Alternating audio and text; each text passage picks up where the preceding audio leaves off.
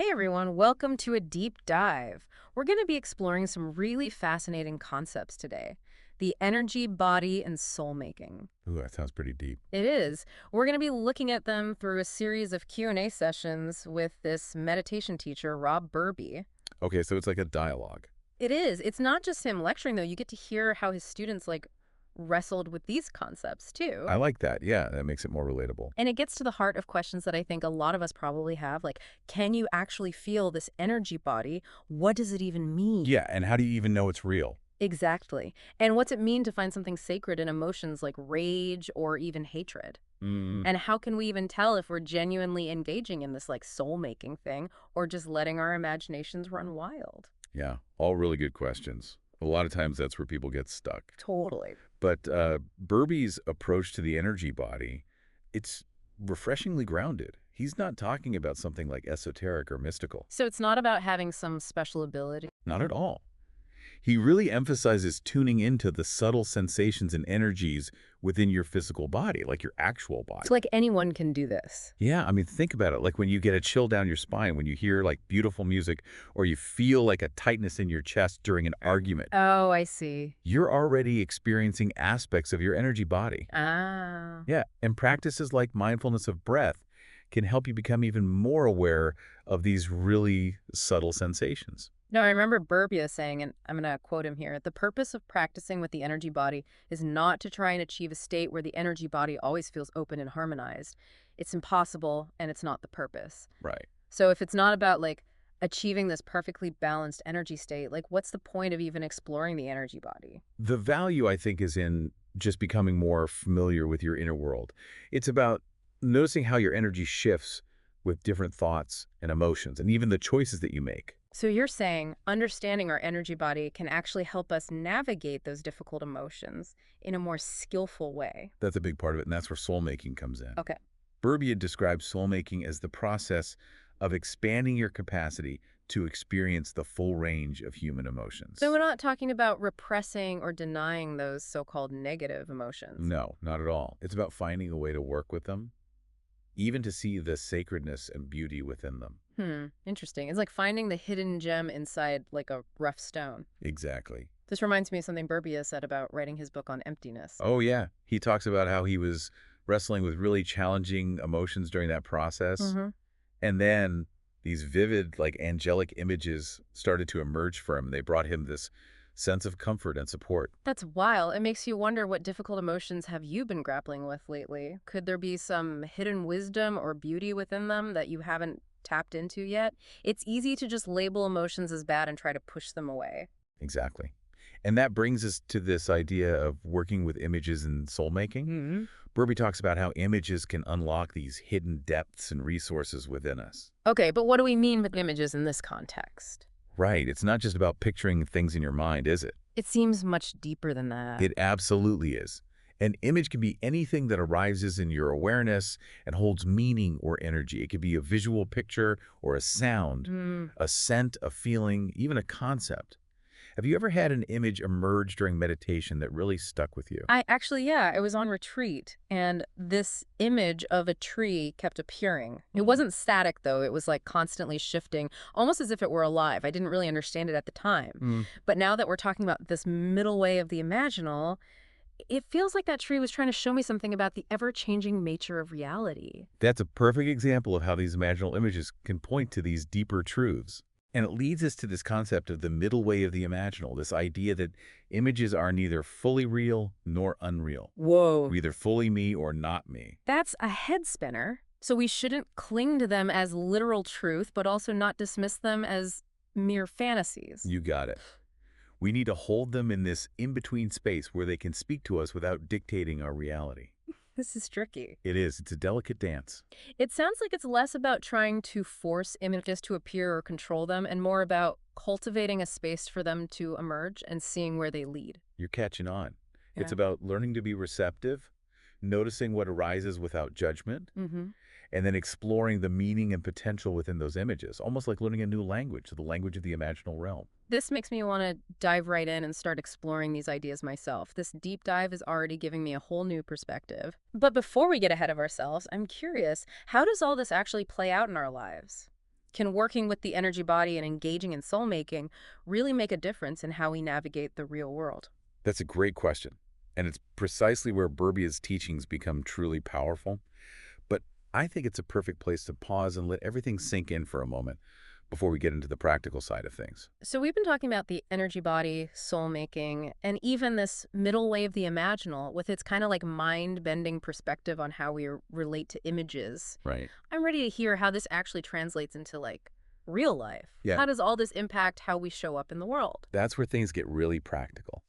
Understanding your energy body, for example, can dramatically improve your decision-making in relationships and work. So it's like having this like internal guidance system that helps us make choices that are truly aligned with like our well-being. Exactly. Imagine you're considering a new job opportunity. Okay. It might look great on paper, but by paying attention to your energy body, you might notice this subtle sense of like contraction or unease. Oh. And that could be a sign that something's not quite right, even if you can't logically explain it. Yeah, that makes sense. We've all had that feeling of like ignoring our gut instinct and then regretting it later. Yeah, So by tuning into our energy body, we can tap into this deeper level of wisdom that goes beyond our rational mind. exactly. It's like gaining access to a whole new layer of information that can help us navigate life's choices more effectively. Burbea even talks about how working with the energy body can help us develop more harmonious relationships. I'm curious about that. How does understanding our energy play into our interactions with others? Well, as we become more sensitive to our own energy, we also become more attuned to the energy of others. We start to notice how different people impact our energy field. Mm, Some interactions might leave us feeling depleted, yeah. while others leave us feeling like energized and inspired. It's like we're developing this sixth sense that allows us to read the subtle energetic dynamics between people. Yeah, That could be a game changer in navigating those tricky relationship situations. absolutely. It helps us set healthy boundaries, choose our company more wisely, Uh-huh. even communicate more effectively by becoming more aware of like the unspoken energy we're bringing into our interactions. This reminds me of Burbea's question. Do you dare to follow the desire for what you love, even if it brings dukkha? I know we touched on this briefly earlier, Right. but I think it's worth revisiting in this context of like real world applications. It feels especially relevant when we're talking about making these difficult choices in relationships and work. It's a profound culture that gets to the heart of soul making. Just to recap, dukkha is often translated as suffering, dissatisfaction, or unease. Right. Burbea is reminding us that even pursuing our deepest desires, the things that truly light us up, will inevitably involve challenges and difficulties. So it's not about seeking some kind of perfect, pain-free existence where all our dreams come true effortlessly. Not at all. It's about embracing the fullness of human experience, acknowledging that joy and sorrow, Yeah. ease and discomfort are woven into the fabric of life. It sounds like soul making requires courage. The courage to step into the unknown, Yeah. to embrace like the messiness of life, and to follow our hearts even when it feels risky or uncertain. You've hit the nail on the head. Wow. Burbea doesn't sugarcoat the challenges involved in soul making. He's very clear that it's not always about feeling good or having a positive outlook. Oh, okay. It can be messy, uncomfortable, and even painful at times. So how do we find the courage to keep going even when things get tough? What fuels our resilience on this path of soul making? That's where the interplay of Eros and Logos comes in. Eros and Lobos. Remember, Eros is that passionate, fiery energy that drives us towards what we love, Right. while Logos represents our capacity for discernment and wisdom. It's like that dance we were talking about earlier, the Eros-Psychologos dynamic. The Eros-Psychologos dynamic. When these two forces are in balance, we have both the passion to pursue our dreams and the wisdom to navigate the inevitable challenges along the way. Burbea gives a great example of this dynamic in action when he talks about the process of artistic creation. I'm all ears. He uses the metaphor of a sculptor working with clay. Okay. The sculptor's passion, their eros, is what drives them to create, Uh-huh. to mold and shape the clay into something beautiful. Yeah. But they also need their logos, their understanding of form and structure, to guide their hand, Right. to ensure that their creation doesn't collapse into a formless lump. That's a great analogy. It highlights how we need both fire and structure, both passion and discernment, to bring our dreams into reality. It's a delicate balance, and it's not always easy to maintain. Yeah. Sometimes our arrows might run wild, leading us down paths that aren't truly aligned with our values. Other times, Our logos might become too dominant, stifling our creativity and preventing us from taking risks. It's about finding that sweet spot where passion and wisdom work together in harmony. Yeah. This eros-psychologos dynamic is making a lot more sense now. So, what happens when this dance between eros and logos really starts flowing? What kind of transformations are possible when we tap into this dynamic? That's where things get truly fascinating.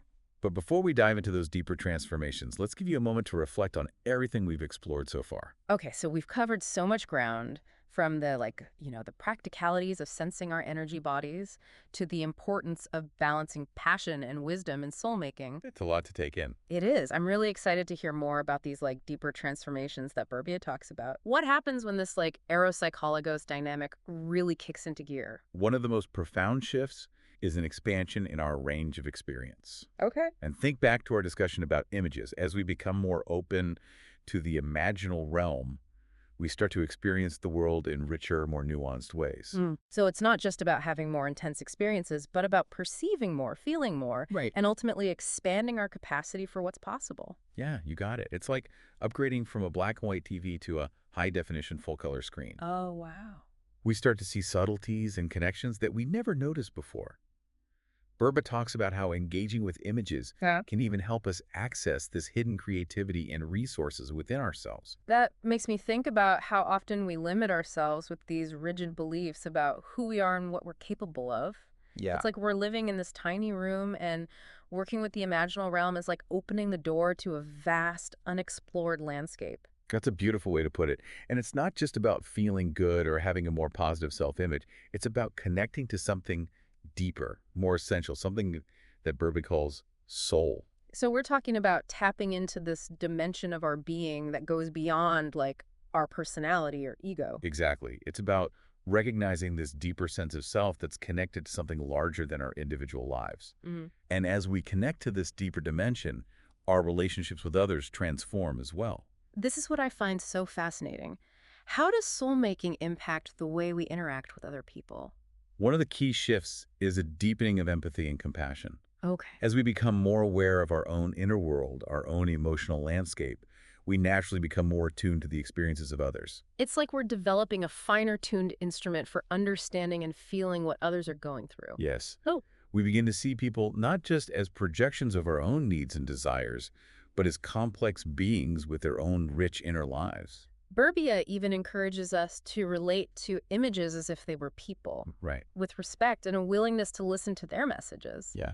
It's like expanding our circle of compassion to include the very images that arise within us. That's a powerful idea, isn't it? Yeah. It points to something fundamental about soul making. Hmm. It's not just about personal growth. It's about recognizing our interconnectedness with everything around us. It's like soul making is weaving us into this larger tapestry of existence. We start to see our individual lives as part of something much grander and more meaningful. Exactly. Burbea emphasizes that soul making isn't about achieving some final state of enlightenment or perfection. Right. It's an ongoing process of exploration, discovery, and transformation. It's about participating in a mystery that unfolds through this interplay of eros, psyche, and logos. This deep dive has been so thought-provoking. I feel like we've only just begun to scratch the surface of these ideas. Yeah. What's one key takeaway that you hope our listener will walk away with today? I would encourage you to remember Burbea's question. Do you dare to follow the desire for what you love, even if it brings dukkha? Soul-making is about embracing the fullness of life, with all its joys and sorrows, and allowing yourself to be guided by the whispers of your soul. That's a beautiful message to end on. And if this deep dive has sparked your curiosity, I encourage you to explore some of the practices we've discussed today. Yeah. The best way to understand the energy, body, and soul making is to experience them firsthand. Remember, the journey of soul making is a lifelong adventure.